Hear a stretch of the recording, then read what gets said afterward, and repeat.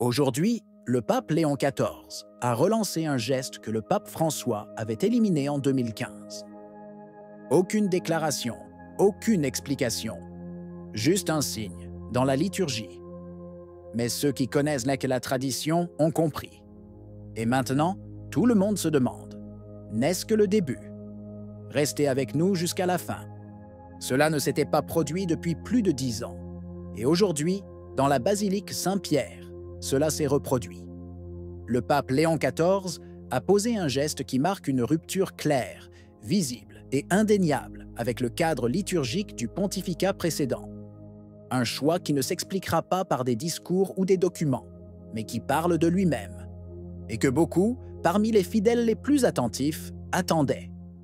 Pour comprendre sa signification, il faut se rappeler ce qui s'est passé en 2015. C'est alors que le pape François a décidé de modifier l'une des plus anciennes liturgies du pontificat, en retirant au pape l'acte d'imposer le pallium aux archevêques métropolitains.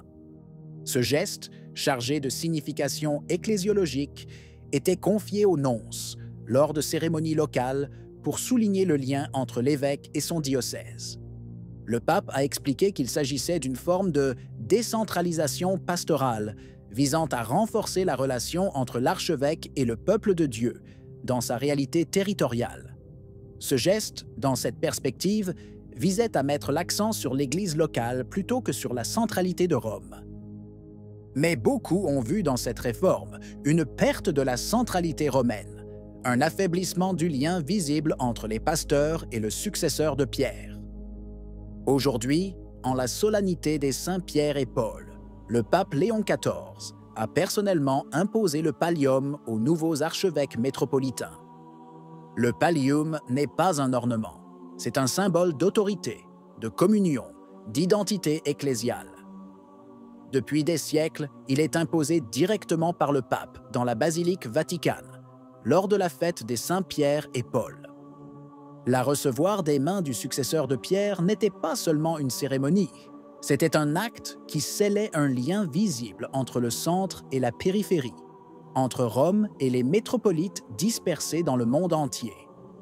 Réalisé en laine blanche avec 6 croix noires, portées autour des épaules comme un joug léger, le pallium représente la mission du berger, qui guide, soutient et, si nécessaire, se sacrifie pour le troupeau. Ce n'est pas un hasard s'il est tissé avec la laine de 2 agneaux bénis le jour de Sainte Agnès, conservés jusqu'à la fête des saints apôtres, puis offert symboliquement au pape. Tout dans ce rite évoque les racines, le sacrifice, l'unité. Mais en 2015, ce lien visible avait été rompu, non pas sur le plan doctrinal, mais sur le plan des signes. Le métropolite ne recevait plus le pallium à Rome, mais dans son propre diocèse, des mains du représentant du pape. Un geste souhaité par le pape François au nom de la synodalité et de l'inculturation. Pourtant, pour de nombreux fidèles et de nombreux prêtres, quelque chose avait été perdu. L'évêque reçut les insignes, mais pas du pape. La liturgie eut lieu, mais sans Rome. Le geste existait, mais vidé de sa source. Reprendre cette tradition aujourd'hui, c'est renouer ce fil. Mettre en lumière non seulement un rite, mais une théologie. Une théologie qui voit dans le pontife romain la source visible de la communion. Non pas un primus inter pares, mais un père qui accomplit une mission. Ce n'est pas le premier geste par lequel le pape Léon XIV montre une main tendue vers la tradition. Depuis le début de son pontificat, les signes encourageants ne manquent pas. L'usage sobre des vêtements sacerdotaux, un langage plus réservé, quelques audiences avec des communautés liées à l'ancienne messe. Même le choix de rétablir l'imposition du pallium au cours de la liturgie romaine semble s'inscrire dans une logique de restauration silencieuse, où les ruptures ne sont pas proclamées, mais les liens sont réparés. Pourtant, tout n'est pas clair. À côté de ces gestes positifs, quelques ombres émergent, suscitant des interrogations chez les fidèles les plus attentifs. Certaines nominations récentes ont d'ailleurs laissé certains perplexes. Des évêques connus pour leur proximité avec le programme progressiste ont été promus à des postes importants, sans pour autant trouver un équilibre apparent avec des personnalités d'orientation plus traditionnelles. Même certaines déclarations ambiguës de prélats proches du pape, jamais démenties, entretiennent le sentiment que des lignes éloignées, voire conflictuelles, coexistent encore au sein de la curie.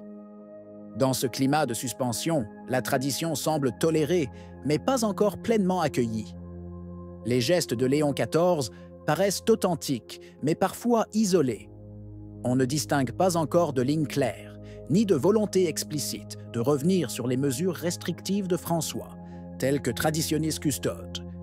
Nombreux sont les croyants qui, ces dernières années, se sont sentis exclus, réduits à l'état de nostalgiques, accusés de rigidité, regardés avec suspicion pour le seul fait d'aimer ce que l'Église a préservé pendant des siècles.